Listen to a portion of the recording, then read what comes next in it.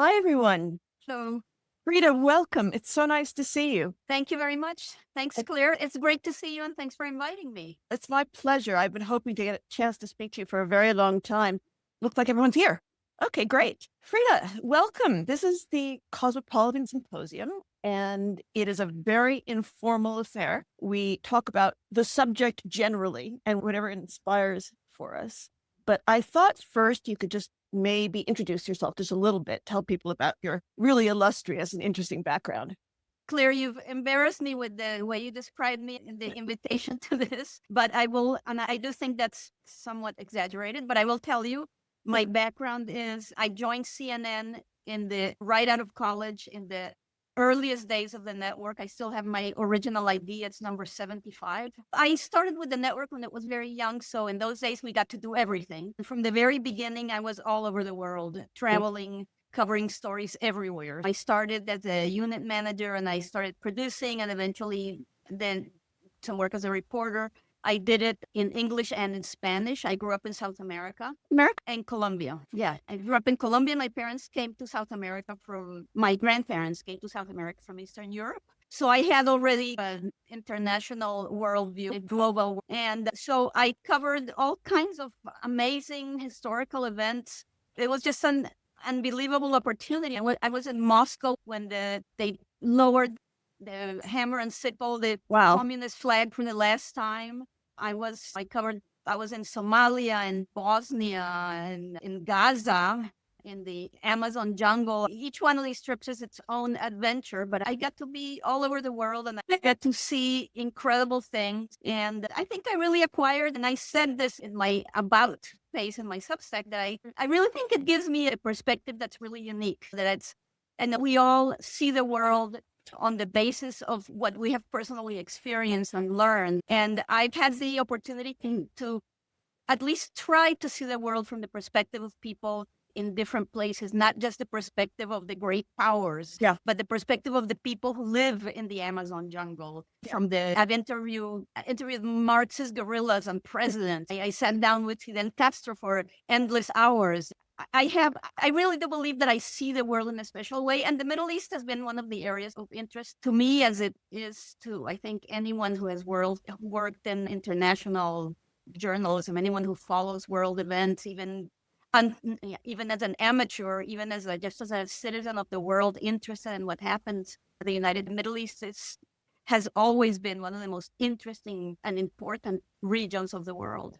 So have you spent much time reporting from the Gulf? I've spent some time in the Gulf. I've spent time in the Emirates, in several Emirates, in Iraq, in Kuwait, in Bahrain. Yes, in that region. Yeah. And that's actually a really interesting area too. I was actually not very long ago, I was in the Emirate of Sharjah and the neighboring one, the Emirate of Fujairah. And I remember standing there on the beach and thinking, wow, this is the Strait of Hormuz. This is an important place in politics, and people were just lying on the beach there. I was thinking, yeah, this is a place where history is made. So have you been there since the war began? I have not, no. I actually tried to get there and couldn't. Do you speak Arabic? I can get in trouble in a lot of languages, but I would not claim to speak Arabic at all. I have a small vocabulary. Because I'm really curious about what's going on in the Arabic-speaking world that we're not seeing from the perspective of Western media lens. And I wonder if you have any insights into that. I couldn't really say that I do, even though I follow Arab media and Arab social media a lot. But it's hard to have a sense that is really trustworthy because when you follow the formal media, the newspapers, the major websites, you have to always keep in mind that they tend to be, if not government controlled, they really do follow the government line. And then when you get on social media can be very deceptive because there are so many campaigns to promote a point of view. But I think that one of the articles that you suggested for today talks about about a difference in the way people in Arab countries view this conflict and how they view Iran as a disruptive, oppressive country that not only oppresses its own people, but really interferes with the independence of its neighbors. And I think the prime example of that is Lebanon. Lebanon has been for decades now, it has been to a large degree controlled by Iran, because Iran controls Hezbollah to a large extent. And Hezbollah has really taken over the political and security situation in Lebanon. And that's the reaction of the Lebanese is very interesting, because in the West, we hear the conflict in Lebanon, the fighting in Lebanon over the last several weeks and the last couple of months, actually, since the war in Iran started. In the West, there's a very strong emphasis on the suffering of the population, which is not wrong. I think it's important to keep a real focus on how world events affect human beings. But one thing that it doesn't show is that people in Lebanon are furious at Hezbollah. And I don't think we hear that. I spent a lot of time in the Netherlands, and I watched the news in the Netherlands. I just got back from there. And there was a lot of reporting about Lebanon and from Lebanon. And I never heard that perspective. And I have seen it in a lot of other places, that the people of Lebanon, they don't love Israel by any stretch of the imagination. And they're very upset that Israel has been bombing. But they are furious at Hezbollah because Hezbollah started this. And it was Hezbollah, which is beholden to Iran. The moment that the war started, the moment that Israel and the United States started attacking Iran on February 28th, Hezbollah immediately started shooting at Israel from Lebanon, and Lebanon and Israel responded. And it was terrible for the people of Lebanon, and the people of Lebanon don't like being bombed like nobody would, and it's terrible for them. There are huge numbers of people who are displaced, but they are not ignoring the fact that Hezbollah brought them into this war. Yeah, I got that impression too from reading local, regional news. It comes through loud and clear. The Lebanese people are furious with Hezbollah, and it's not being reported in English language media, or not that much in French language media either. And similarly, another thing that's not being reported very much in the West is that the people of the Gulf are furious at Iran. Yeah, they are furious at Iran that has been attacking them. And this war has been interesting to watch because the United States has such a controversial president, and it's become the framing of it is so determined by domestic political interests, and not just domestic, outside of the United States, because Trump is largely despised in much of the world.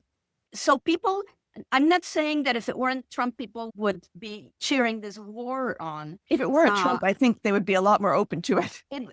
There would be a little more balance in the coverage, because there is almost no focus on on the things that Iran has done over the past few decades, of the way the people of Iran feel about their government. And again, I'm not saying that the people of Iran all welcome this war, but I think the taint of these really strong emotions about and mostly against Trump really affect the way the war is being viewed here and around the world. The most controversial president in the most controversial country team up, and unfortunately, it leaves the Iranian people just axed out of the conversation. And what they want is not, especially because there's a media blackout, so we're not hearing from them.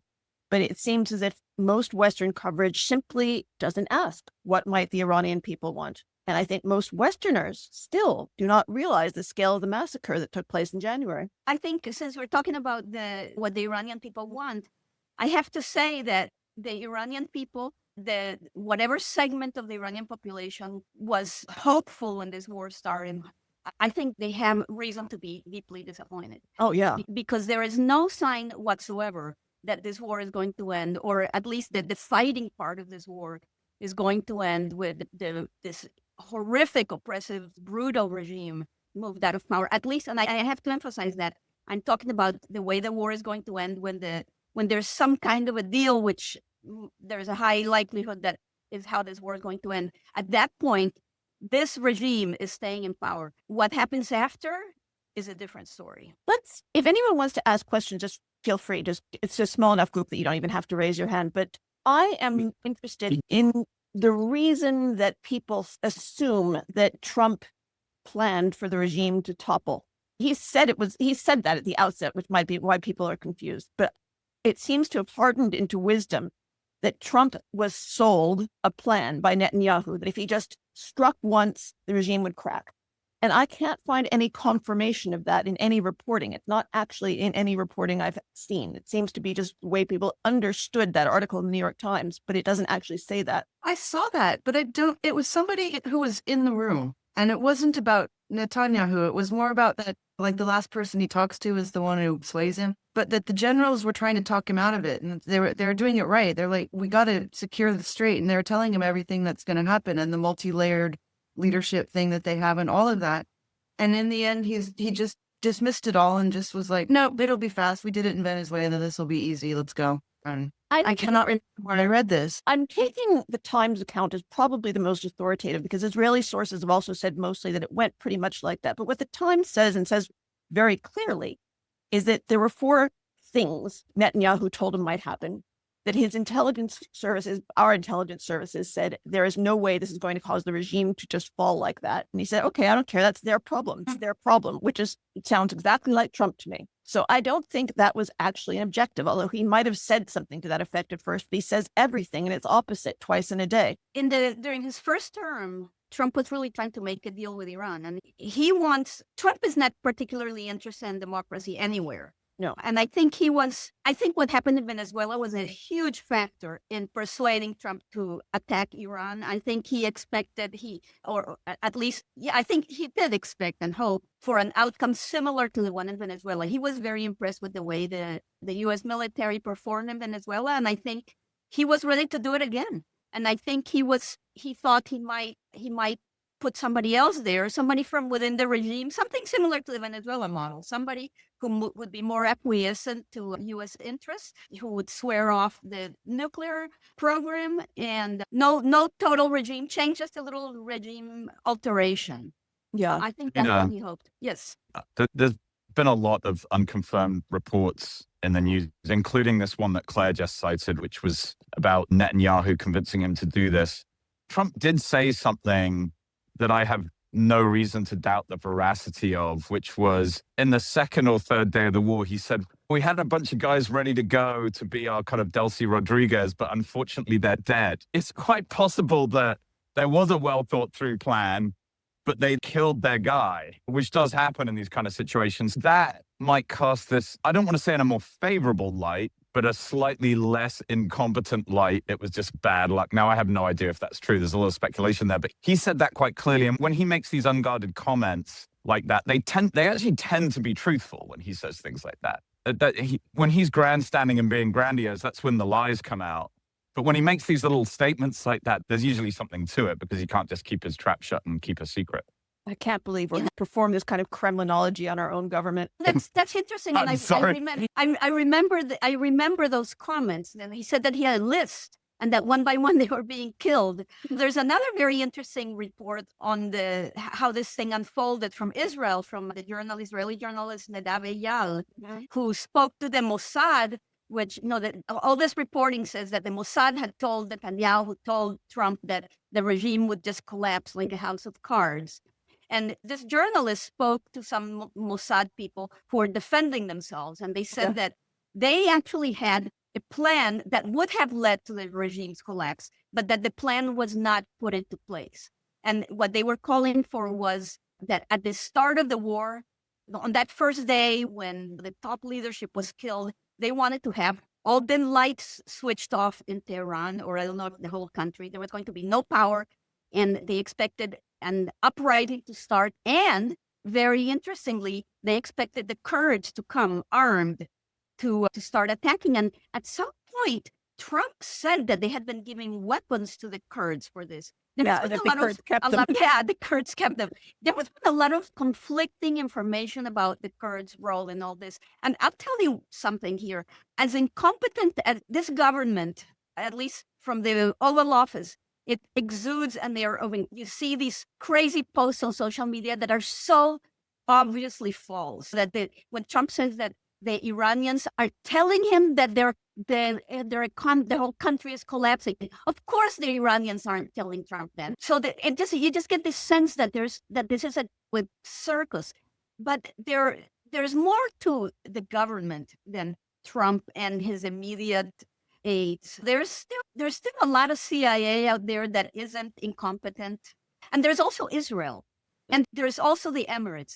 And I would not be surprised if the competent people in the West are laying out very detailed plans to pursue their campaign against Iran once a deal is made and the war stops. And I would not be surprised if the Emirates are a big part of this, because the United Arab Emirates are incensed at Iran and they really want regime change there. The UAE is as threatened by Iran, almost as threatened by Iran as Israel is. This whole thing with the Strait of Hormuz is completely unacceptable to them. They have said it very clearly. The Emirati ambassador to Washington wrote an article in the Wall Street Journal pretty much saying that. The UAE and Israel are growing closer and closer by the day. I think that's one of the results of this war. And when the war stops, the conflict is not over. No, I get that sense too. Mossad said that they consider the mission unfinished and they are going to continue until there's a regime change. And you're right that we do still have, I'm sure, considerable state capacity. The question, is it being deployed? And maybe, I don't know, Sean, would you have any insight at all about that? Because Sean is a former CIA analyst who left because he thought, this is insane. I can't continue to do this. So do you think that we're using the state in any kind of effective way? You're muted, I think. You're muted, Sean. When you say that, sorry about that. When you say the state, I'm sorry, I missed the very first part of it. Can you Are we rephrase? using the competent or formerly competent parts of the American state, the State Department, our diplomats, Absolutely not. Absolutely not. And that's part of the problem. I don't think that Trump received the proper. There's two sides to this. It's Trump and his administration, which it all stems from Trump saying we don't have to go through conventional means to deal with any of this. I think when we were talking earlier about the Israeli meeting and then factors that played into Trump's decision-making going into this war, I do think that the meeting was a factor in bringing him around to we're going to do this. And maybe I didn't read that article close enough, but I came away from that. But I don't think that they persuaded him that the regime would collapse. I think he understood very well that it wasn't going to.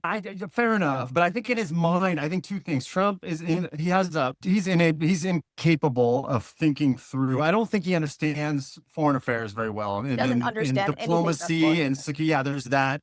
And then I just think that they think very simplistically, and he did think that this was going to be a quick and easy Venezuela type thing, which is a gross miscalculation. But yeah, no, I don't think, I think that they have abandoned the intelligence community, the traditional diplomatic approaches to dealing with these problems to their peril, because it's all Trump. What about CIA? Have they told them, all right, do whatever you want over there, or get us regime change somehow? I don't have a good window into that other than what I read in the press now, but I don't think the problem is what the analysis, I'm guessing, this is just me generalizing. I gotta be careful here what I say, but I'm guessing that the intelligence community writ large is putting out all kinds of great analysis. I think that the administration, they don't really think that the intelligence community analysis is worth much. Right. I think that they think that their instincts are just much more, they trust their instincts 10 times more than they trust any kind of intelligence coming out of IZ. That's just a generalization. That's just my feel of how this administration works. Sean, I build on that? Yeah. Sure, please. Yeah. Is that you, Simon? Yeah, sorry, hang on a second. Believe it or not, I swear I'm not at CPAC, but I am at the Gaylord today. I'm moving around trying to find a long story. So told me what happened to the senator. Oh yeah, I'll catch you up on that. I'm going to go outside. Hopefully I don't get locked out because it's a beautiful day here. Some of Robert Pape's analysis, which I still think he's pretty good on this stuff. And Pape was basically saying that you could boil all of warfare down to coercive strategies, right? Unless you're war of extermination, you have to coerce your opponent into doing what you want them to do. And so if you look at Trump's life, he has employed a very specific set of coercive strategies on all the situations he's come up against. And they've generally worked out for him. When he was functionally bankrupt when he started The Apprentice. And so by playing a successful businessman, he reversed his bankruptcy and made a ton of money. And so he's got this playbook of how to push people around to get what he wants. And even when it seems, remember the fraud thing in New York where he'd committed massive insurance fraud to the tune of billions of dollars. He got away with it. He has a feeling that he can get away with anything because he's just got that lucky narcissistic touch. No, I'm actually saying something more specific, which is he has a suite of coercive strategies that have worked out for him his whole life. And he has never come up against an adversary like Iran before because they're not in the system. He knows how to manipulate the system within the West. He's in a real war, not regional war, Yes. which is like, Yes. this is not, and it's not anything he's ever confronted. Exactly. You know, lead up, all of it. I just think he's in over. Yeah, I'll let you go ahead. He can't weasel his way out, which he has done his entire worthless life, and he can't do it now. That's Well, exactly. Can I just Look at add his one more statement. point on the? Yeah, I go just on. want to quickly on the decapitation strikes because this ties in. The thinking that this isn't an intelligence question or IC thing; it's more of a military thing. But decapitation strikes traditionally, we've gone through 20 years of war on terror. That's a counterterrorism thing. They've done this before in Iraq. Decapitation strikes. They're a tool. That's one tool in the toolbox. But to put all your eggs in one basket on the notion that you're going to just kill everyone in a regime and that's going to be the end of the war. That's a highly flawed. If that's your sole strategy completely for a war, that's a very flawed right. strategy. What So if we impute far more rationality to Trump than Trump actually possesses, because there is a completely rational reason to have done what he did, and that is that Iran was building up a ballistic missile arsenal that would have prevented us from attacking a nuclear program should they decide to go to the final. actually, to be honest, I've all along in this war, my position has been this war was avoidable. It's a war of choice. It's another Trump vanity project. But that argument is the one, and I think I heard Rubio making it. It is the one, I think, argument that it is somewhat compelling. The fact that Iran was building up this conventional military missile capability. Strategy. Yeah. And then when I read that the other day, I was like, that's the one time I've heard someone put together, but they didn't, I don't know how much they really Trump, because it's been an evolving kind of, it's just been this evolving rationale. But zero case had been made for it. And that's what I'm saying. Completely, you know. You mentioned Rubio, and I think it's important to remember that he's there because he's not deranged.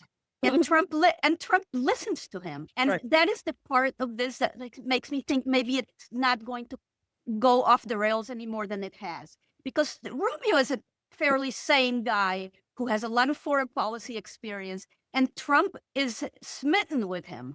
And I think he's following Rubio's advice. I also think that something has shifted in the strategy here ever since Trump decided to impose that blockade, the American counter blockade. I think Trump, until that moment, he really sounded desperate to make a deal. He sounded like he couldn't wait to stop this war. And now I think he feels like he's hit on something that might work. And he may not be wrong. I agree. Iran is paying a very high price for this. And Trump is used to blustering his way to success. That worked during the elections. He claimed that the United States had never been more prosperous than when he was president. And if he said it enough times, people believed it. But here, that propaganda approach doesn't work. This time, the Iranians have done a really good job in messaging and lining up the world and the American public.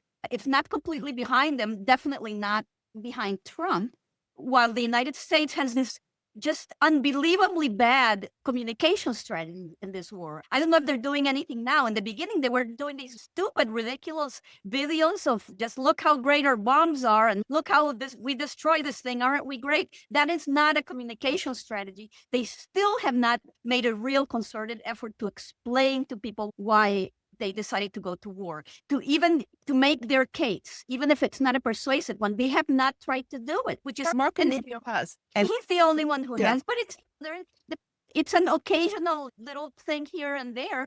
In the biggest weakness for the United States in this war is domestic politics. The thing that is pressuring Trump is the price of gas. And he has done nothing to counter that with some kind of an argument about why it would be good if the United States wins. I think. Well, Frida, do you think he would consider? Go on, sorry. Excuse me. So I'm so sorry. Do you think, because we were talking about this last night, do you think that he will consider export controls? Because the United States has enough fuel to supply its own needs. The reason why diesel and gas and all these things is because all the big oil majors and refiners are free to export that oil. So if he really doesn't care about international opinion and he really cares about domestic opinion, can bring down the price at the pump tomorrow by stopping all those ships leaving Port Arthur and going to Asia. On communism. Yeah. No, I would really be surprised if he does that, because there are all these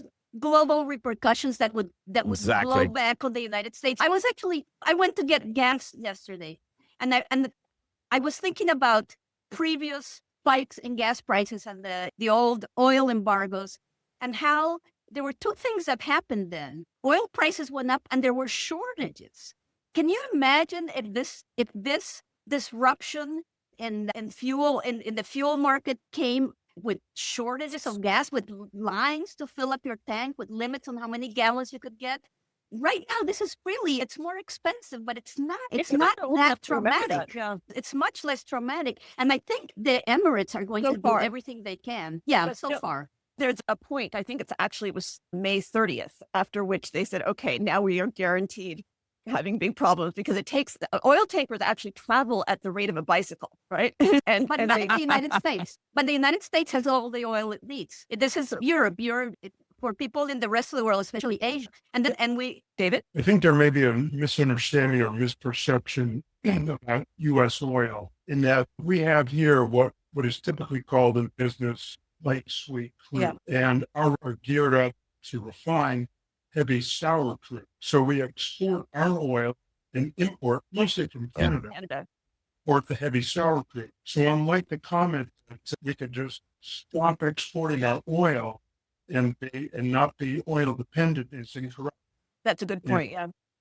Although we're getting heavy sour from Venezuela now, and unless I misunderstood what happened there, we now control the vast majority of those crude flows from Venezuela now. Yes. As well as you have these two extremes, light sweet and heavy sour. Venezuela's oil was way off into another extreme beyond sour. It is just sludge. So the pre-gearing of the refineries would take that much longer, and now we're talking years. Yeah. Yeah, Venezuela oil is still coming online relatively slowly, where you could make an export ban work. And this is Trump's failure of foreign policy, because a North American kind of perimeter between the U.S. and Canada could make that work, because the U.S. would still need Canadian crude, and you would have the issue of but Canada's not going to do anything to help Trump. Anna Helena, you just wrote something that flickered up on the screen for a second, and I thought it was quite interesting. Maybe you'd share it with us. Can you hear me? Anna Helena? There. Wait. Yes. Yeah. Hi, Anna from Paris. I am in Paris. Yes, actually, just outside. I would love that. No, I was just wondering, this is incredibly interesting, and thank you all for being there. And obviously, Trump and all that, this is very much a US-centric discussion. But I think, as others have pointed out before, for us, it's a classic case of moral hazard. And I wanted to ask you if you can estimate, and this is orders of grandeur, how much less of an impact and how much longer the US can hold off compared to the rest of the world? Because you're talking about prices at the pump, etc. But the rest of the world is facing shortages. From helium from MRIs in Britain to jet fuel, everyone talks about, but so many other things that are absolutely essential, and fertilizers that are beginning to get flagged up now. But people were talking about shortages of fertilizer for the planting season already 2 months ago. Yes. So Anna Helena or Anna? Anna. If I could just interject, it is not supposed to be a US-centered discussion. My heart sank when you said that, because the conceit of the cosmopolitan globalist is that the American media is completely US-centric and needs a counterweight from a global perspective. So thank you very much for injecting at least one other country's perspective. And if anyone else would like to chime in with the perspective from wherever they're living, I'd appreciate that. I think the US can hold out a lot longer than Europe can, because it's just a bigger country, right? But we are going to be affected by it, certainly, because a lot of these commodities are global commodities. And particularly the helium is essential for making computer chips, I believe. And we're trying to hold up our entire economy on AI right now. If the chip supply is interrupted, we're going to go down the tubes. David, did you want to add something to I'll that? just switch it off because my dogs are barking. Go ahead. Dogs. But I'll jump in, Claire. I just have a quick thought on this. I just think the interesting thing here is there's a very large gulf between what you see from Trump's rhetoric and the MAGA ideology is that we're decoupled from the world now. And you see the administration make comments like this. I remember Hegseth in one of his recent press conferences said, you've just got this big Congo line of ships lining up to the U.S. for oil, and we're just going to be selling all this oil and making money. And that's the mentality of this administration. I don't know. Maybe that's all messaging, but I'm not sure. There's a scenario here where the world economy situation really deteriorates because of this crisis. I believe it's a global crisis. It all depends on how long the strait stays closed. It's not looking like, and even if it were open tomorrow, as we all know, it's going to be months down the road before it reopens. So no one really knows how deep this is going to affect the world economy, but the administration is behaving like it doesn't really matter, as if we've arrived at this point in history where nothing in the outside world affects us at all. We have this totally economy and we can just ride this out. And that's just a very flawed. Sean, We're not decoupled from the world by any stretch of the minute. We're not there yet. And it does matter what happens in Asia economically because of this crisis. It matters what happens in Europe for the United States directly.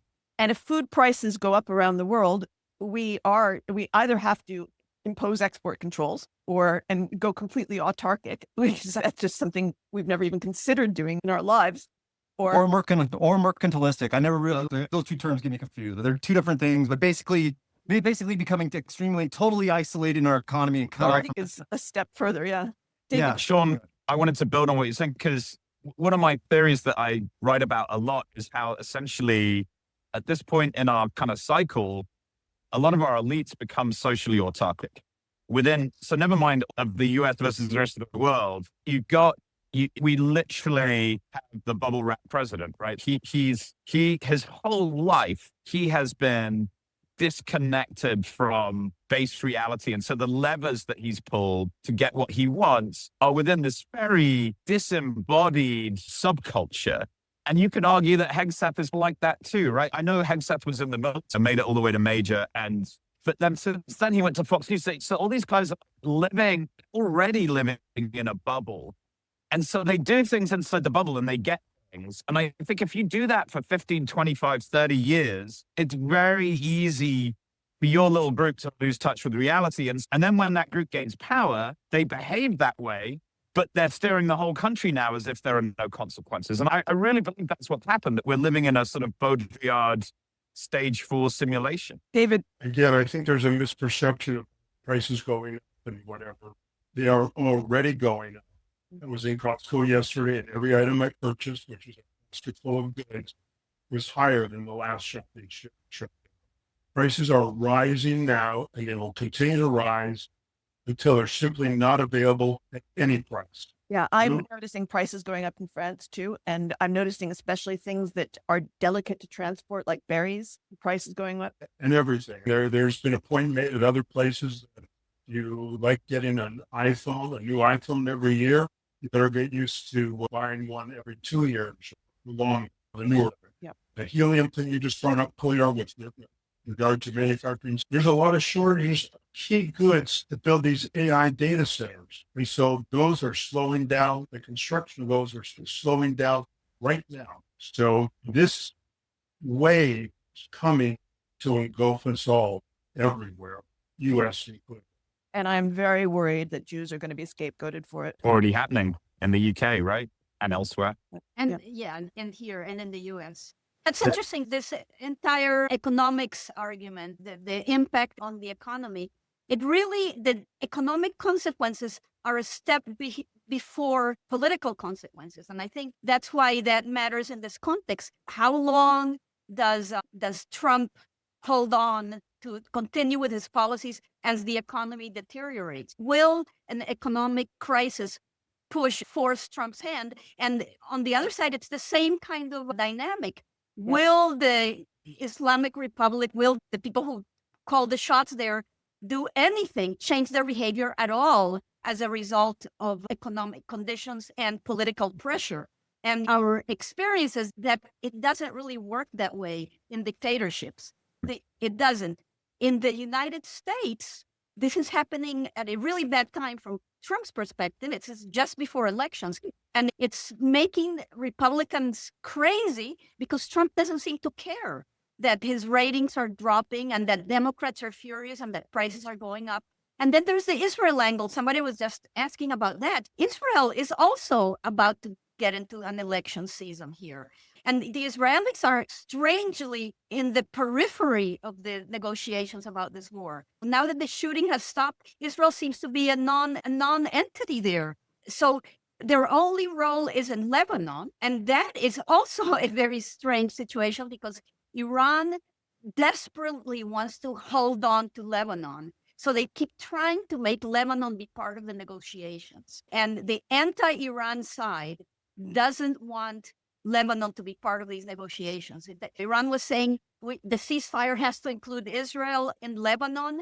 And Trump said, no, that was never part of the deal. But then it forced Israel's hand and said, you have to stop. So they were giving Iran what it wanted, but not acknowledging that Iran has a right to make any demands regarding Lebanon, trying to sever that link, sever that control, that dominance, that political line between Iran and Lebanon. So they're playing it in a very strange way, claiming that this is a totally separate conflict. Within the hour, and I don't know what the New York Times relation to Israel is, but within the hour, the New York Times put front page on the website, front page, multifold, Israel's new strategy with regard to. And I looked at it, and there's one of those movies in the one photo where it repeats itself. And so it's movie. Israel bombing the shit out of Lebanon. And their new strategy is basically to recreate Gaza and to create a moat of destruction that surrounds Israel. And that's their safe harbor. And those are facts. And Let me share. That's not right. You should be able to see. We see something. Yeah, you see something, but not the article. Oh, here it is. Can you see this? Can you see that? Yeah. Israel says. Okay, so this is Israel Defense Minister Israel Katz, who is, he's not quite Hexet, but he has a track record of saying really things that a more responsible politician would not say.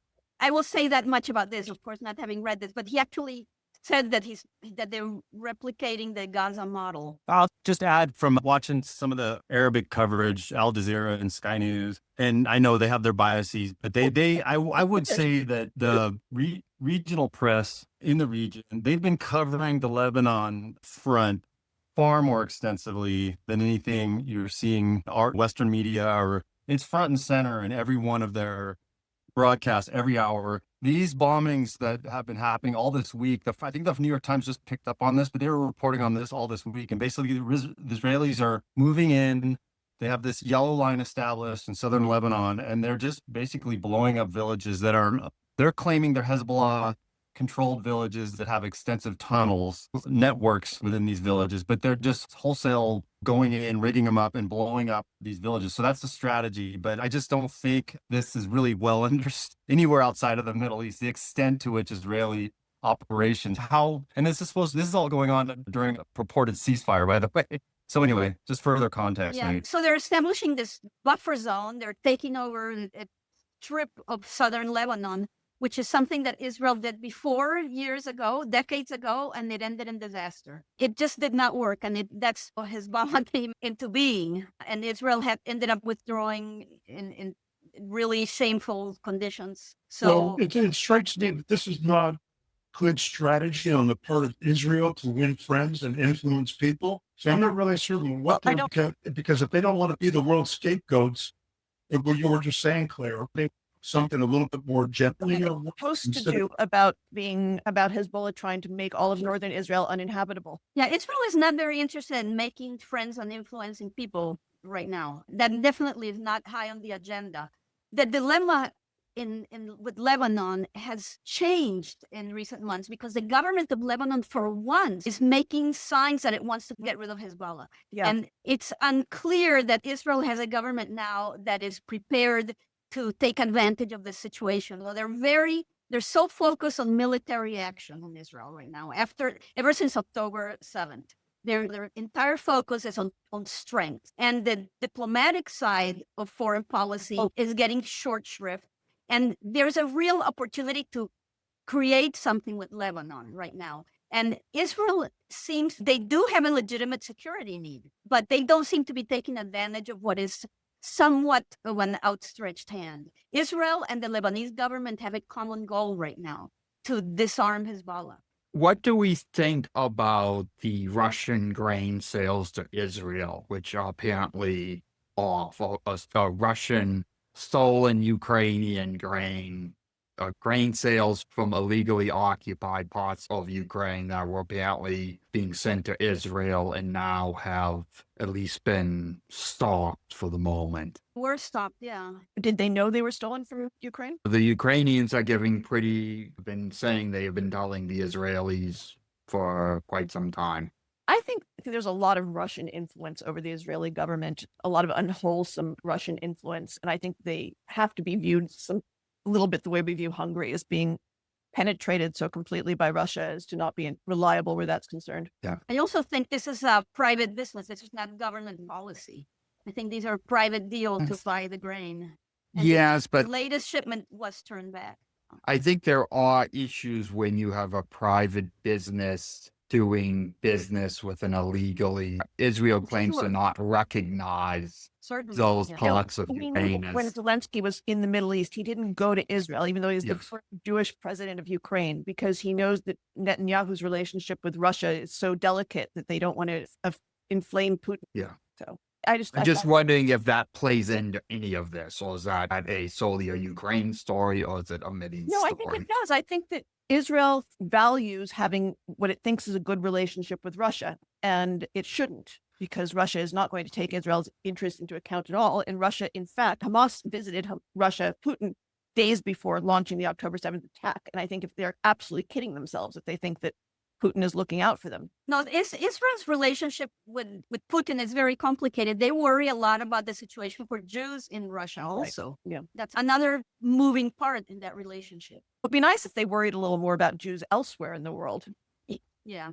Wonder about the apparently greater strength of Middle Eastern Jews, Mizrahi, Sephardim, in the government now, the Netanyahu government, and whether that strength extends, how far it extends into the military, diplomatic, and intelligence agencies in Israel. Does anyone have an informed answer to that question? Because I don't have one. I think what I have heard is politically, they are now the dominant political group in a lot of the institutions, say like the central bank. They are not necessarily the dominant political group, some aspects of the ministries, but I think, Party. yeah, but I think, as we know, institutions in Israel, like a lot of other places, are not nearly as powerful. Why refers to non-political institutions, the civil service is not nearly as powerful as it once was.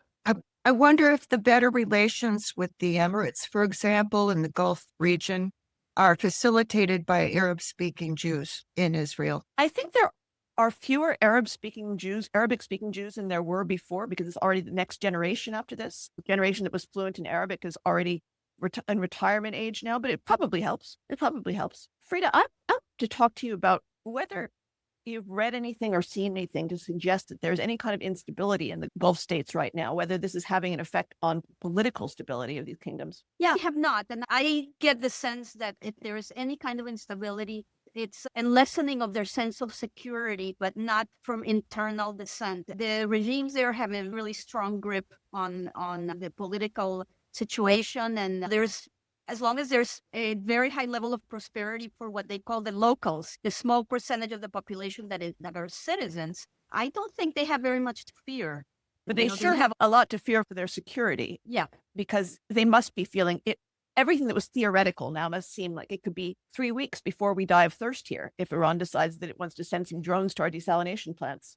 That's right. They have a huge vulnerability with their water supplies, a huge vulnerability. So the security, and I don't know if your question was about external security, internally, internal stability does not seem to be at risk. I don't perceive, unless I'm missing something, they seem to be, these Gulf especially the Emirates and the other small Emirates, Qatar and Bahrain. Bahrain is a different story, but it's pretty solid. Frida, if you're missing something, I think it would be this. I'm going to put a hypothesis forward, right? So the economic impact has started to bite, but if the situation in Hormuz does not get resolved, it's really going to bite hard all over the world. Certainly 90 days from now, we're going to be in a very different situation, right? So every single country on Earth, if this isn't resolved, will be less stable 90 days from now. If I'm in Tehran, I'm thinking, okay, time's on my side. I just have to cockroach it out. And every day that I hold on, my enemy gets weaker and more desperate. It's not that I get stronger. It's just that I have a system that can tolerate tremendous hardship already. So it's the North Vietnamese strategy, right? They just hold out until the global political instability does its job. And in the case of North Vietnamese, they held out for, depending how you count, if you include the French, they held out for what, 25 years. So I think 90 days from now, we have tremendous pressure to quote unquote resolve the problem. And then you're on the horns of a dilemma because there's kind of two ways to resolve the problem. One is to try and do a deal. But as you're getting weaker, the Iranians might say, screw you, we're not going to do a deal because every day this goes on, we get stronger. So then the other horn of the dilemma is, okay, let's go on with decisive military action. That decisive military action, 100%, if we really go hard in there, that has to lead to things like the extensive targeting of desalination plants in the Gulf. So I don't see, I hate to be a doomsday here, but someone on this call maybe tell me what resolution looks like, because I'm not sure that we would win that conflict if we got into it. The way we have refused to understand the drone revolution is extremely disturbing. And apparently it is because Trump said he has nothing to learn from Ukraine. There's someone who needs to mute the microphone. You all kindly check to make sure you're muted. Okay. So I think I'd be very uneasy about trying to resolve this militarily at this point, precisely because Iran has the ability to destroy, to render uninhabitable the Gulf states. And we're running out of interceptors. I'm not advocating for it, Claire. I'm saying we're on the horns of a dilemma that I don't see a solution for, because every day this goes on, they're thinking, this is awesome, let's not do a deal. And every day that happens, we then say, oh shit, maybe we have to do something decisive. But they know that will make us weaker because they'll now have an excuse to do all kinds of terrible things in the Gulf, right? So I don't see an off-ramp. I mean, no one knows the answer to this, but I wonder if they're prepared to continue killing as many people as they have so far if there's an uprising at home. Why wouldn't they be? What would have made them be less willing? Yeah, no, I think we have an idea of how this might end. I don't think the regime in Iran wants, even though they can outlast the United States, they suffered a lot of damage, and I think they're afraid of their people. And even if they're willing to kill them, even if they're willing to massacre them, it's better if they don't massacre them. It's better for them and they don't have a gigantic uprising. And I think at some point, there's going to be a deal where both blockades are lifted and Iran agrees to a certain period of time where they're going to end whenever it ends. I really think that's where it's going. Wait a second. There was something that flashed up on the screen and it distracted me for a second. And Frida, what did he say you thought were the rough outlines of a deal? No, the rough outline is both blockades are lifted. And there's some period of time for which Iran agrees to refrain from furthering its enrichment program. So JCPOA.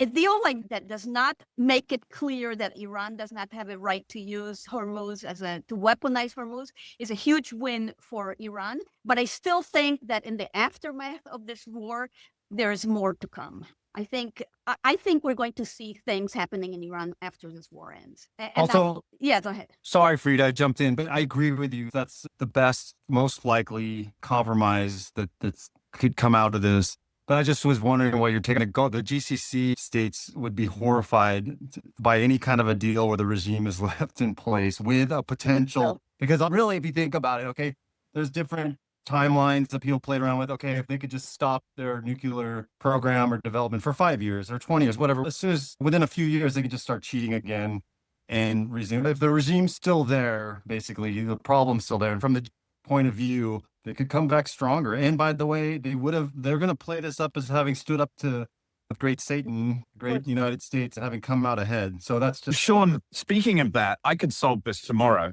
Here's my plan to solve this tomorrow. You ready? The Republican I'm waiting to hear Party- this one. No, it could work. The Republican Party has to declare Trump basically like demented and unfit for office. They put J.D. Vance in charge. They get rid of Hegseth, and they give the Iranians essentially the domestic out to say, we've achieved regime change in America. They've gotten rid of Trump.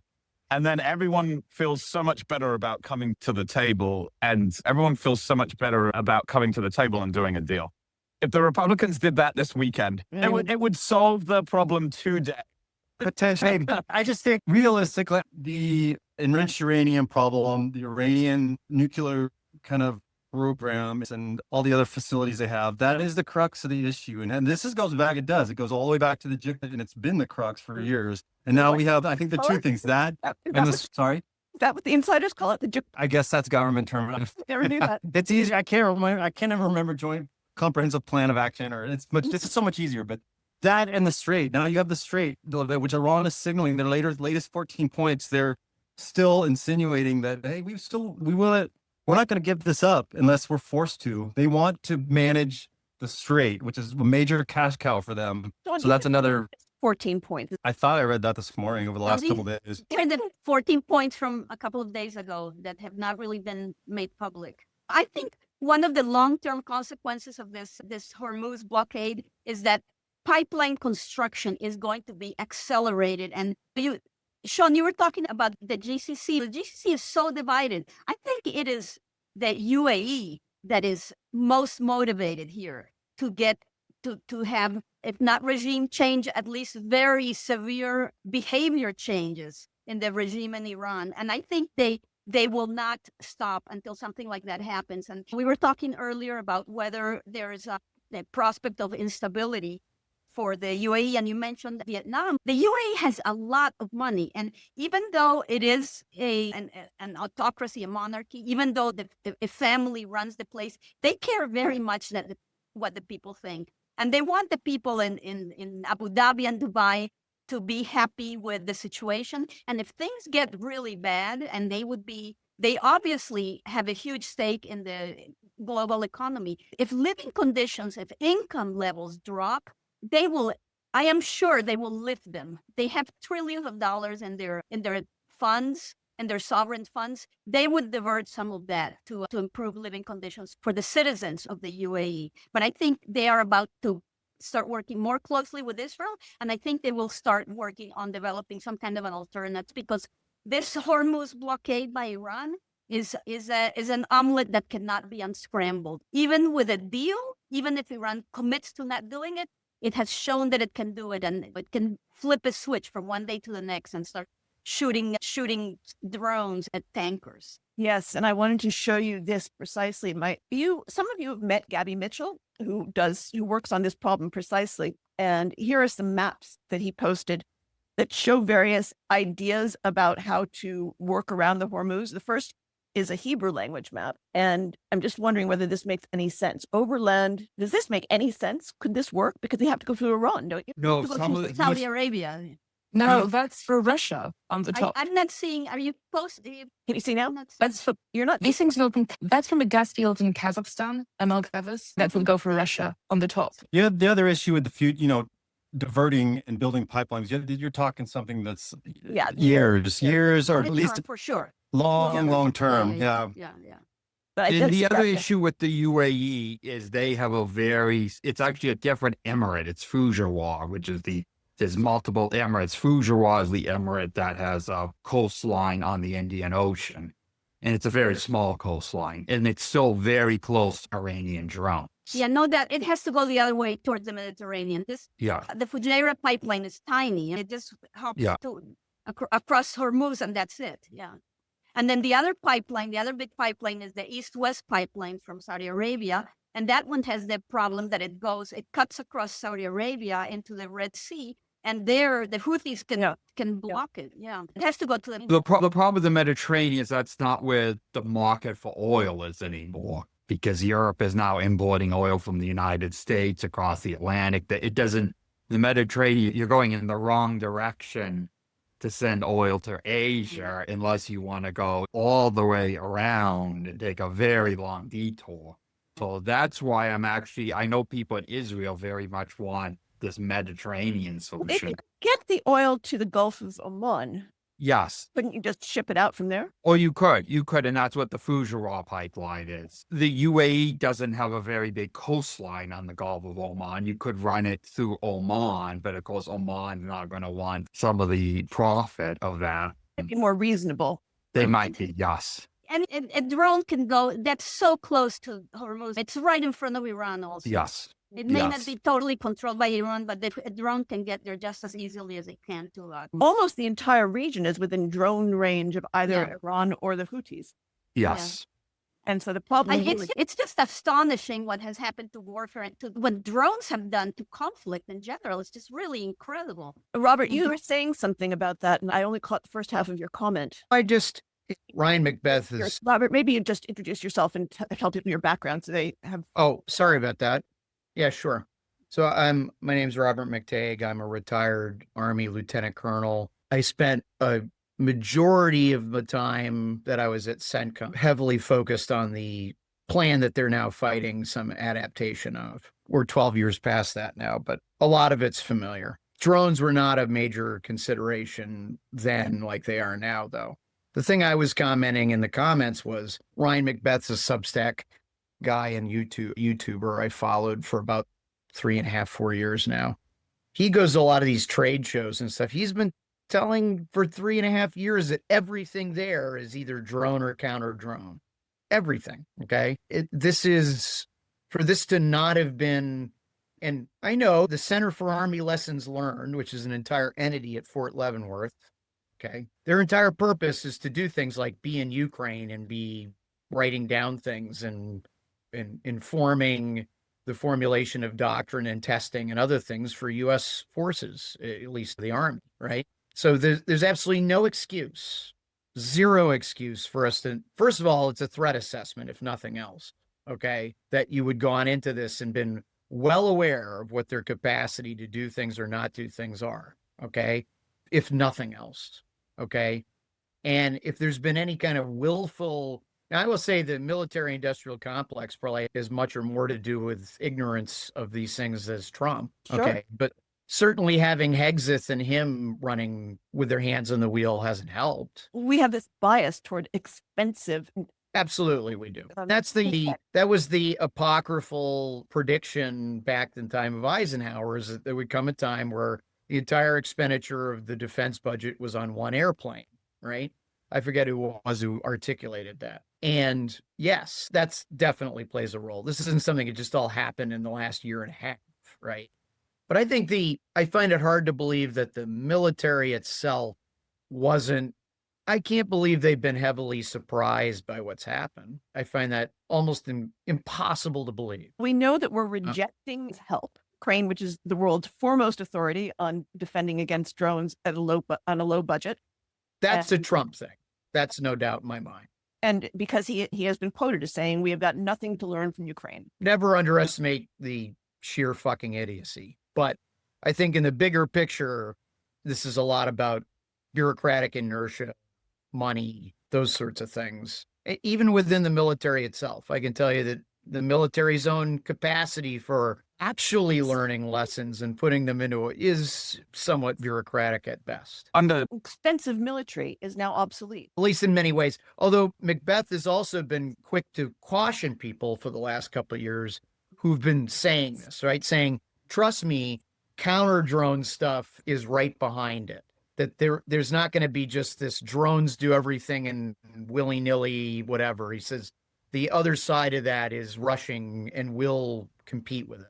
He's been saying that for a couple of years too. We just don't know it. Good at is rapid iteration and really adapting on the battlefield rapidly and cheaply. And that's something I'm not sure we are as good at. No, we are not. Anduril exists to do that, right? I don't know where they sit in kind of the tier of defense contractors, but that was their whole raison d'etre. And they have had some traction I think, with defense procurement. Robert? I don't know. I will tell you that my last year in the Army, I was in Army G3, and everything I did was like, I don't know how to put it, like off the lines of typical procurement. It was about accelerating and testing and utilizing things as close to off the shelf as possible, right? And the laws and the financial things involved are dizzying to me, okay?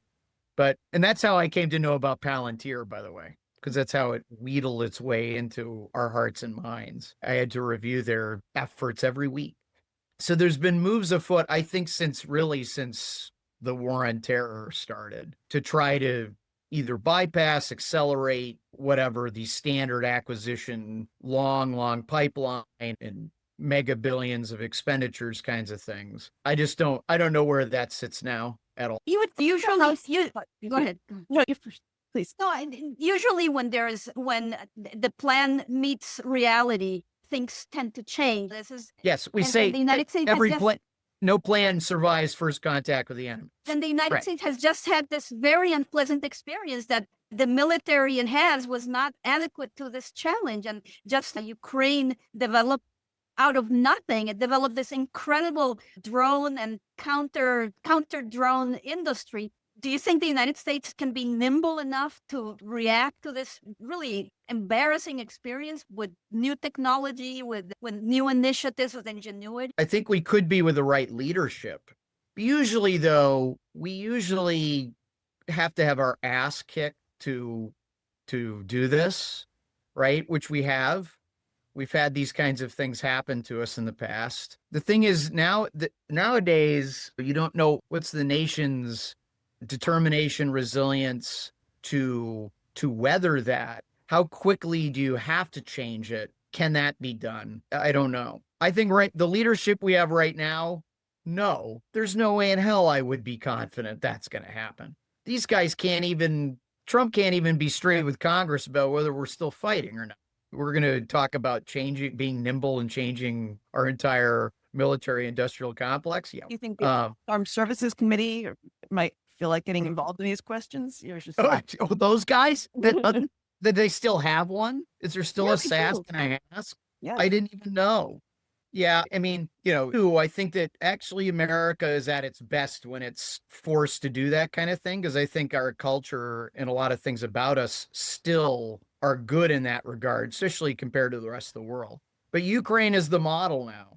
They really are. Their society, their everything about that. There's the free world. And they're making They're making some really big deals with Gulf countries. I think they just signed a $10 billion deal with Saudi Arabia for help with drones and counter drone. And this war, there's a lot of talk of how much this war has helped Russia. I think it's helped Ukraine more. Oh, I think Ukraine just hit another refinery this morning. I thought I just saw something pop up. Now, when it's clear to the world that Russia's actually losing, because they are, okay, by this summer, yes, this is going to slowly dawn on everybody that. And the other piece, the other connection between Russia and this war is that Russia is turning out to be a fairly useless ally, protector or ally. They've done they're utterly useless. But their allies are dropping one after the other. Venezuela, they keep dropping, and Russia makes some nice diplomatic statements of condemnation, and they're also made their memory be a blessing. Yeah. Or calls Trump and gets them to pull 5,000 troops out of Germany. Yeah. National Socialists always make bad allies, right? Sorry, go. For a second, Mariana had a question. I want to encourage her to ask it if she heard that. Yes. I was wondering Frida, what you know about the Revolutionary Guard, because it is so enormous. And so any kind of uprising from the people just seems like impossible with the huge numbers that the Revolutionary Guard has and the strength of it. And the numbers are what are concerning to me. And I just wondered if you have any other perspectives about this. I know one of you all were kind enough to send a link about an article in the Financial Times, which I don't get, but I just wondered if you have any particular insights about this. Thank you. Thanks, Mariana. It's interesting that security forces in Iran, it's a model that I don't know if it exists anywhere else in the world. You have the army, whose job is to defend the country, and the Revolutionary Guards, whose job is to defend the regime and to expand its footprint. It's very large. When it comes to protecting the regime from the people, it has the help of the Basij militia. So it's very large. I think the FC has something like 150,000 people. And the Basij... Half a million. Half a million? Yeah. Okay. All the And underlings. I think that includes besiege, Claire. the Basij is huge. And I think a lot of, because it's a volunteer force, they're hard to count and they can materialize and vanish. And that type of, the Basij model, I have seen in many places. I saw it in action in Cuba. I was there once. Protests appeared to suddenly occur. And all of a sudden, these dump trucks, like construction dump trucks, arrived full of civilians.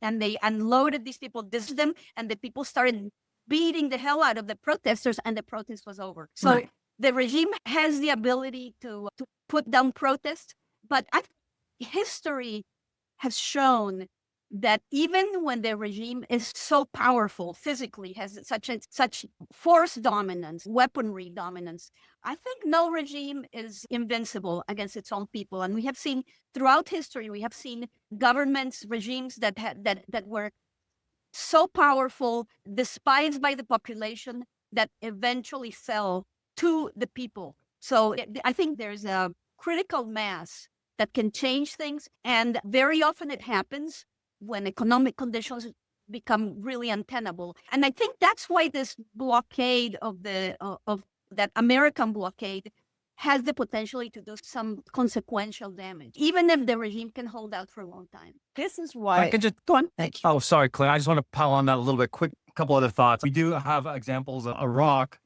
which had a Fedayeen paramilitary force, internal security type thing that they set up after the Shia uprisings following the Gulf War. That's who we were mixing it up with when I was in the Marine Corps and the invasion.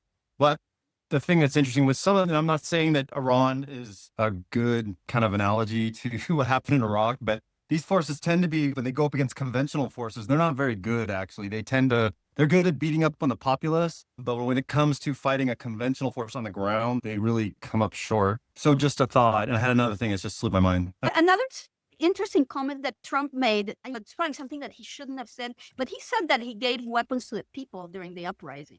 Did I hear that correctly? To the Kurds, he said, and the Kurds. No, but not just the Kurds, to the people during the demonstrations. I didn't hear that, but that doesn't mean that he didn't say it. Did anyone else? Yeah, because that would be a terrible thing, because it would really deal with protests. But it's probably happening, though. I heard that. So, sorry, if I could just the last thought I was saying, I'll make this quick. When people talk about scenarios with Iran, if there were to be some kind of, say there was an uprising and some kind of an opposition group took some territory in Iran and set up and started actually producing some kind of a legitimate uprising against the regime. I think we have examples also. I don't hear this discussed as much. Syria went through a brutal civil war because they didn't really have an opposition that just quickly and easily, when the Assad regime was weakened following the Arab Spring, it just evolved into an ugly, terrible civil war. So that's also another scenario. I don't hear that talked about too much. There's very few, in my mind, quick and easy examples of where some kind of an opposition is just going to spring up and very easily take over the government in Iran. So there's a whole range of scenarios.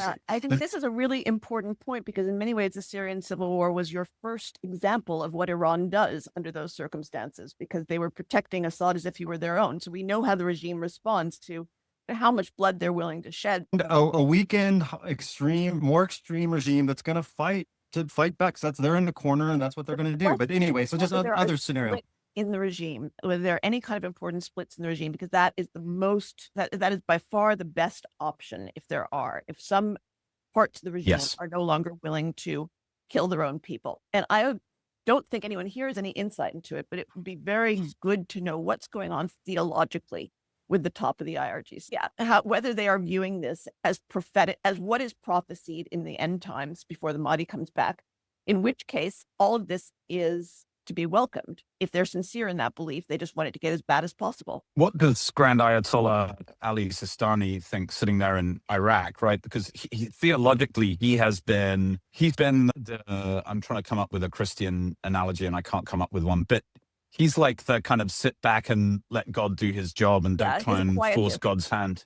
Ghitis. Yeah, you got it, Claire. I don't know what he thinks. It's a good question, though. I should try and find out. Is anyone? But I don't think he's very influential in Iran, though. No, but he might have some interesting theological insights. Although he's of a different, his theology is just completely opposed to Khomeini's theology. But there's always a possibility that somebody will.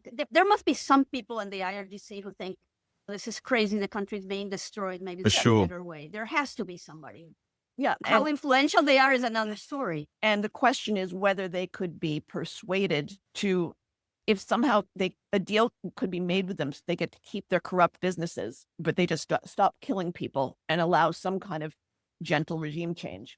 But I think they won't believe that deal under certain conditions, Claire. So you've got to, I think you're right, by the way. You're spot on. The only way to get regime change is a schism within the regime because, and Sean, you'll remember this from CIA, right? Isn't this the top thing at CIA about low potential for regime change is the regime's willingness and capacity to kill its own people? So if you look at North Korea, right, that is a regime with a maximum willingness and capacity to oppress its own people. And it also has a veto weapon over Seoul.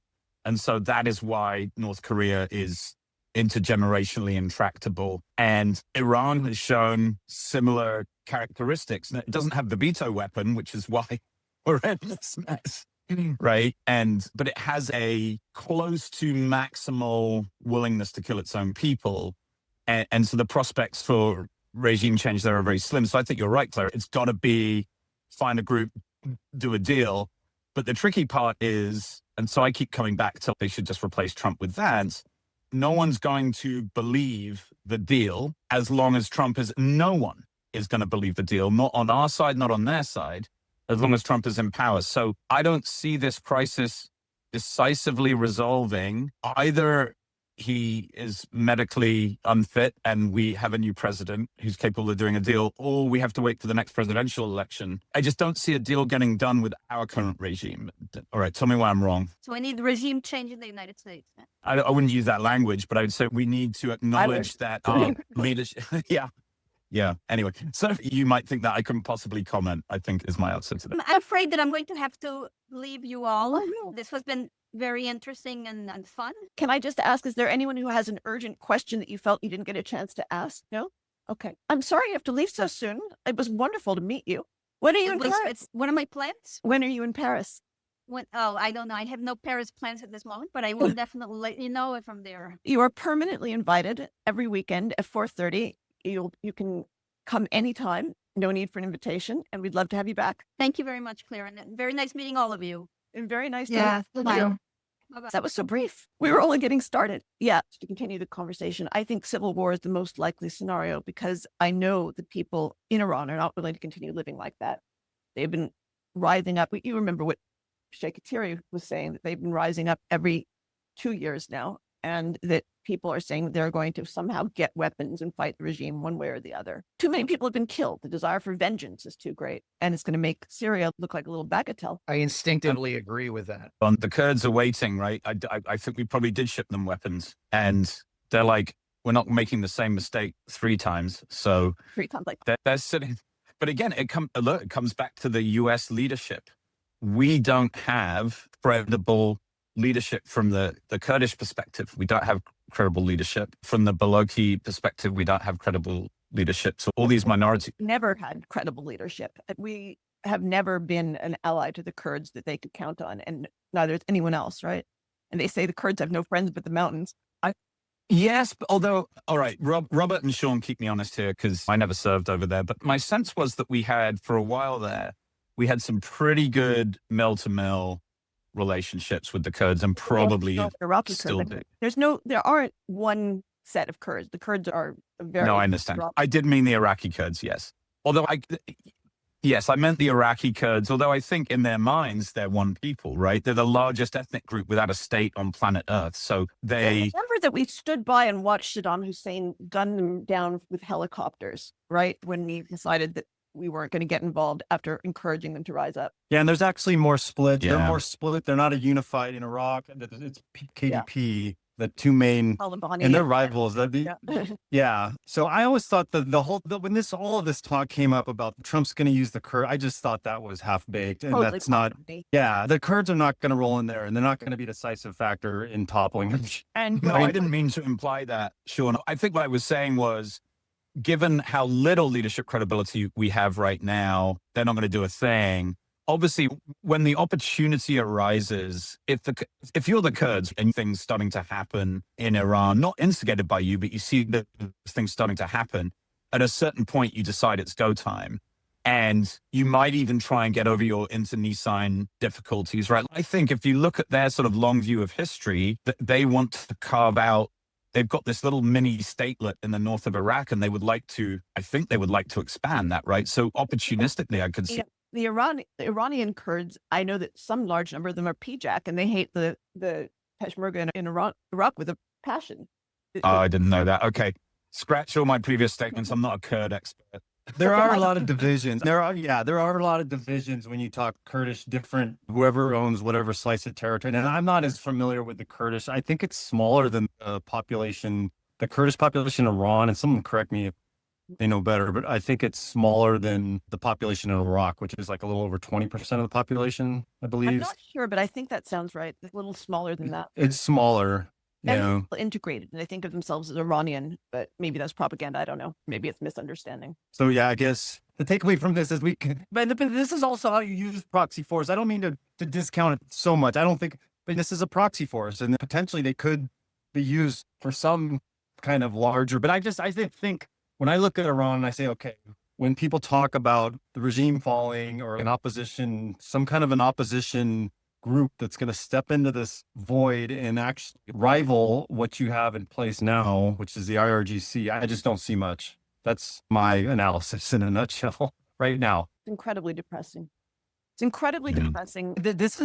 I would have never framed this is the administration who framed the war in these terms, that somehow someone's magically going to step up and take the keys to the kingdom, and this is all going to be like the Iranians. They're just suffering so badly. And I do think, so this is just going to become wild, just kind of like scenario, just shooting from the hip, playing around with different scenarios. If this war comes to a close at some point, and that's the point where when the shooting stops completely and there's some kind of a deal, that's when the weakened regime is going to have to, that's actually the window potentially. It could be a longer term thing where, okay, now you've got to reconstruct the country. You've got millions of people just standing around, not working, and without very basic necessities of life. And it's a little more long term, but that is potentially going to be the time that if we get there, the regime could find itself in trouble in certain ways. It could, but again, that's way out there. We're out of it. Well, I think we find ourselves in trouble sooner, right? That's my concern, is that back to my horns of the dilemma thing, I think that we're seeing prices go up in the global economy. We've noticed it at the gas pump. Say you've noticed it with berry prices in France. But I think 60, 90 days from now, we really start to see the buffers in the big global machine start to break down. And so then you start to get these real like air bubbles in all the global supply chains. So then I think here in the United States, but also in Europe, there is the potential for a sense of panic to set in, right? And it's like, there'll be this sense of like, we don't have time to wait for some Iranian opposition group to come together. I know you're going to disagree with this, Sean, but I think we have to accept that we've screwed this up royally. And the best outcome for us right now is a deal that doesn't include the nuclear materials in the short term. Now, I know that means we have to come back in the long term and solve it, but I think we have to get the strait open, and we might have to punt a little bit on the nuclear issue, because I think they have... I'm sorry, excuse me, go on. I was just interrupting. No, I'm almost done. So I know that might sound insane that we have to punt on that, but if I'm sitting in Tehran, I'm thinking these guys are about to go into, my adversaries are about to go into a flat panic. And so I have every incentive to slow roll the negotiation, right? And now at the same time, I know I don't have all the time in the world for all the reasons we've described, that Iran itself is unstable and there could be these schisms. But I think if I'm Iran, I think I have way more time than the Americans. on my side. So We you are. talk to other people who think they're on the brink of collapse. I mean, The way they said that they were willing to separate the issue of Hormuz from the issue of the nuclear portfolio. That's a sign of a regime that's under stress and is trying to get something done. I'm also wondering, we are not the ones who are preventing shipping passing through the strait. Why aren't Asian countries just bribing Iran to let them through safely? Trump said, if you do that, I'll stop your ship. But that is a blockade if we're saying that.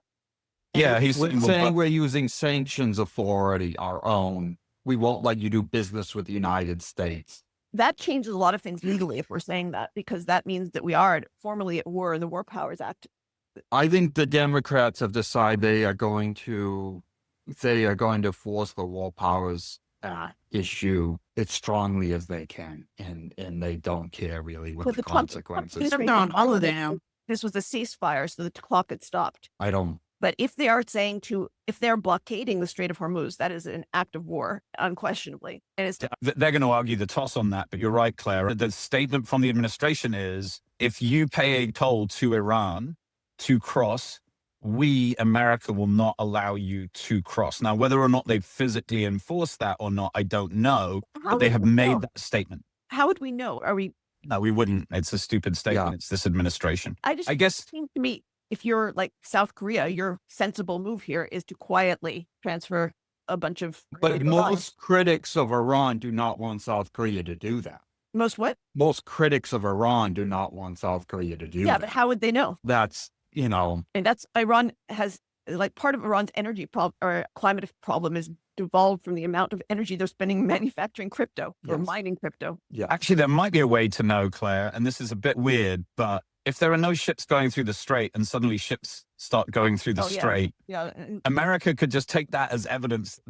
So in a weird way, it doesn't matter whether or not the payment was made. If the ship makes it through the strait, America will de facto say, as long as Iran is claiming that it's taking a toll and allowing ships to pass, that is sufficient evidence for us that has happened. Therefore, we're stopping that ship, which means we really are turning into international pirates at this point, or at least a military naval, a full blockade in the classic. And they would say, if you're paying a toll to Iran, you don't care about nuclear proliferation anymore, because that money will be used to. It makes perfect sense for China to do it and then to resell it. I was just going to bring that. Yeah. That's been my question for a while, just thinking through, and I don't have any good answers here, but what if China starts taking a much more stronger position as a freedom of navigation operation? Exactly. Yeah. It says, hey, we have the right. I mean, this is transit. where I think Brad Cooper is getting him, and I know maybe Robert will not like me saying this, but I think this is where Brad Cooper is getting himself into legal problems as commander. I think he could be prosecuted by the Democrat if at some point. Sean, could you finish your point? I don't please? think he will unless he's seen as a Confederate of MAGA. Okay. You could say it's an illegal war. This is the problem with the War Powers Act. How legally binding do you think it is? Do you think the blockade is violating the War Powers Act? I think the fact that Trump tried to pretend the war was over means that it has some level of impact and resonance. Or otherwise he would have just blown it off like he does everything else, right? Yeah. But I think the Democrats are going to try. It's all about what's their capacity to bring it to a head. And I don't know. It's still not clear. Trump, at some point, Trump's basically could say the 60-day clock restarts and he can get into that game. What do you think Democrats want to do if they manage to invoke it? That's the issue. Do they actually want to stop the blockade of Iran? I think it's more that they just think that the war is becoming more and more of something they can hang around Trump's neck, period. What happens look if he says, okay, go for it, vote on whether you approve this war? And what are the Democrats going to do? Are they going to say, just bring the troops home immediately and let them? Yes. Yeah, I believe so. Almost all of them. I think not that John Fetterman, but I think they are both ignorant themselves, most of them, but also simultaneously confident in the ignorance of the American populace in understanding any of the ramifications that we talk about here. But so they couldn't be so ignorant that they don't realize what a catastrophe that would be. They think they can hang it on Trump, and a lot of the rest of the world will go along with them because they hate Trump too. Yeah, they don't care now. they're not that much more deeply thinking, a lot of them, than And the there's also a folks who are history fighting. too. I was just, when my video was off, someone was calling me and I had another conversation and I was explaining, did some history. Vietnam and Korea were both at the time seen as Democratic Party was. And that was hung on the Democratic Party for many decades into my lifetime. If you're the Democrats, and rightly, there are many Republicans who supported Korea and Vietnam too, but if you're the Democrats, this is your once in 100 years opportunity. You can say this war is the Republicans' war. We did not vote for this, period. We can hang everything that goes wrong on Trump. But everything will go wrong in ways that will be very bad. I don't think they could be that unconcerned with. Certainly members in their party that Yeah, are, sure, there are some. but I don't think as a whole. No, I don't. I think they're seeing as, oh, this is finally our chance, and November is coming. And I mean, I've seen fights breaking out in Europe online where you've seen people in the exile community who are like some Iranian exile in Denmark. Why isn't Denmark doing more to help the Iranian opposition? Why are they just saying no? And you'll see some very respected Danish politicians say, where were you when Greenland was happening? Why do you care more about your here in Denmark? You should be caring about To me, that's interesting. Greenland. Yeah, it's someplace. Yeah, There's Rasmus Jarsauce, who's a very center-right politician. But There's and a that's how the significant. rest of the world will this. Yeah.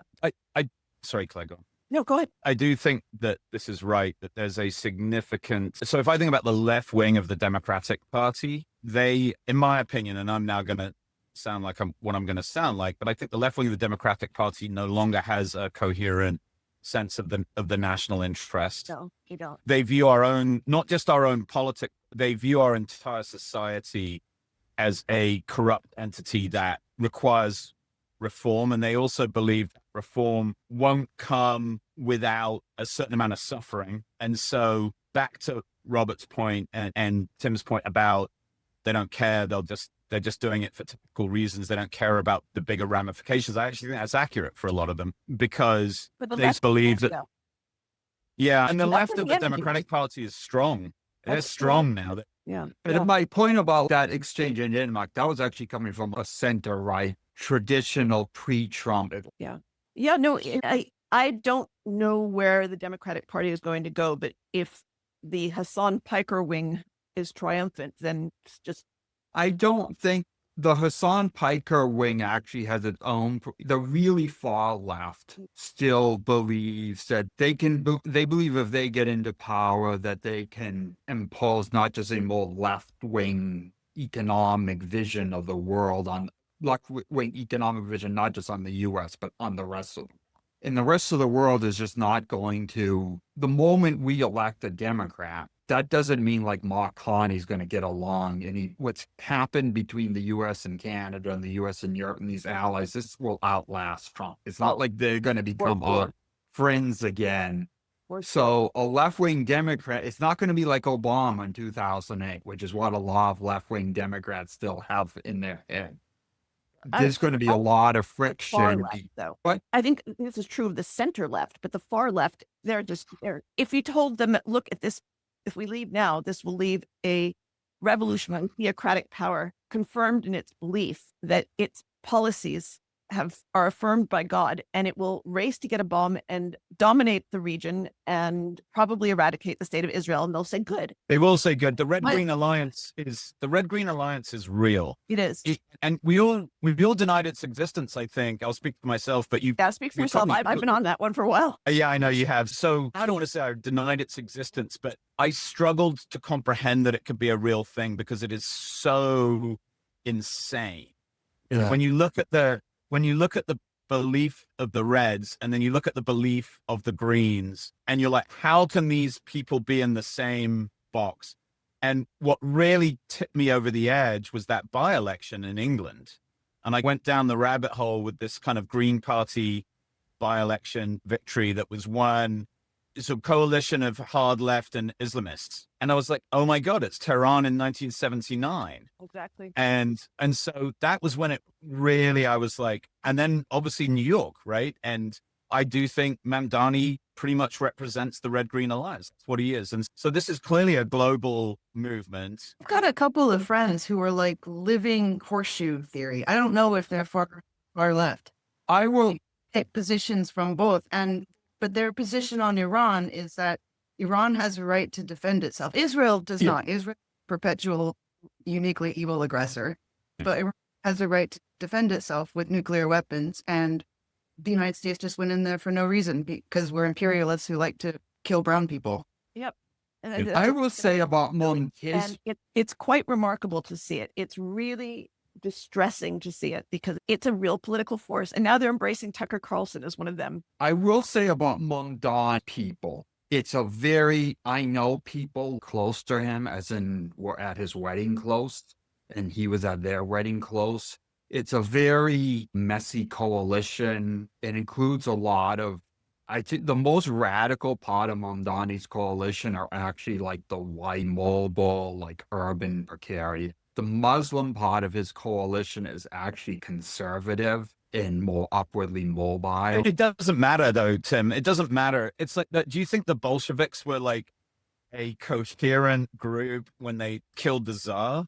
The whole thing was totally chaotic. Well, right? the second thing is, I think you have. It took a few years for that to fall apart. You right? can estimate the dislike of Andrew Cuomo in that election as well. You can't underestimate the fact that most people were voting knowing that it's the governor of New York really has final say. But Tim, I just think we need to zoom out here to 50,000 feet because, yeah, okay, people in New York, this guy likes that guy. But the point is that we have this kind of unholy alliance that is gaining traction globally. To the people who have some sort of rational brain on them, it seems so insane as to be impossible.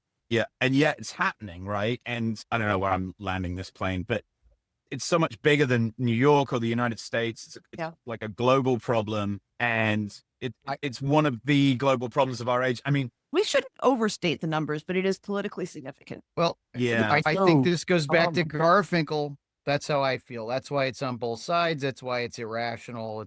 It's this pre-literate devolution of our societies.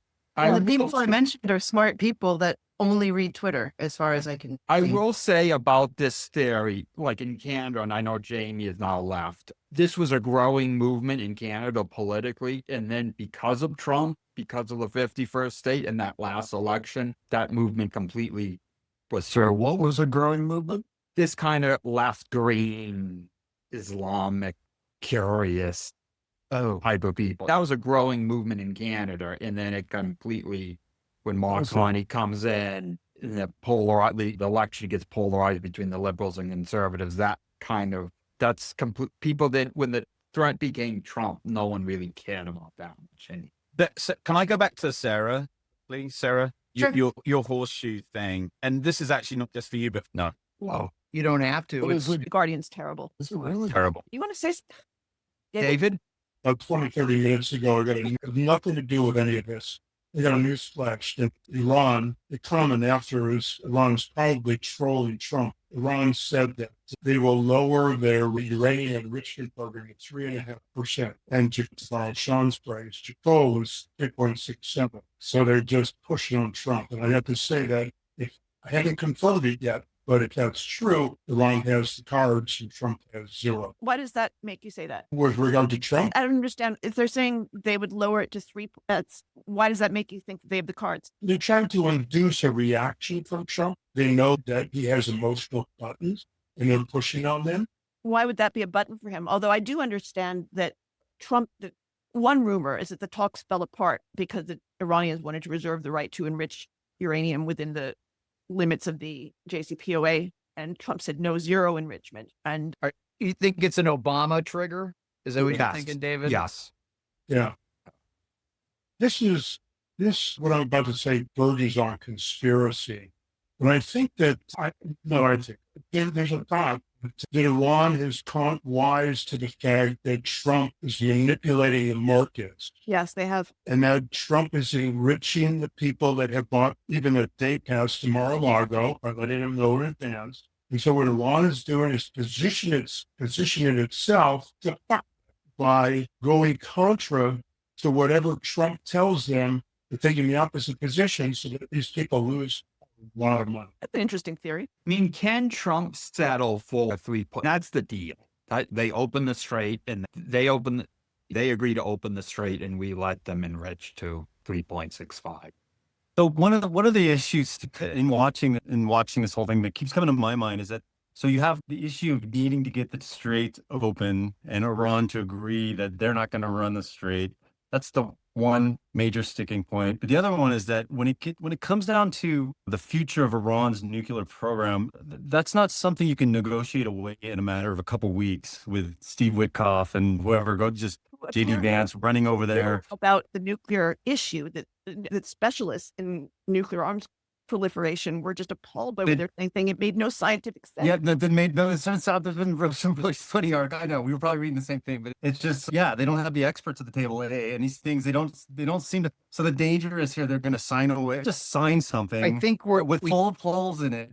And then the ones just 3 years later are just going to resume their program. I think we continue to overestimate how much reality has bearing on this, okay, as opposed to spectacle, impression. And if it all else fails, just say it's the opposite. This is new. No, we do it. Right. Robert, you're exactly right. I'm sorry to. This has been my argument all along that these guys are in a money bubble. They don't care how the real world operates. They just care about their own interests within the money bubble. Yeah, I will make a caveat about the Democrats. I think the Democrats would not abandon the strait. If it was still closed by the time Trump leaves office, which is almost unthinkable what condition we would be in by then, I don't think the Democrats would cut a deal on, okay, they open the strait, we let them enrich to 3.65. Which, of course, is unacceptable to many Republicans. That is the Obama deal. Well, but they would do something like that. I think more relevant is to think if let's say the heavily take over Congress six months from now, what then will become of a lot of this? I think that's more possible and more pressing time-wise. I don't think Trump would be alive for that much longer. That's the other issue. The odds are still up there that he's not around by his decline is 28. vertiginous. Yeah. I'm checking out. Everyone, goodbye, everyone. Up. Hey, Clarence, it's been a great conversation. Thank you. It has been. That was a great one. Much. Bye. Bye.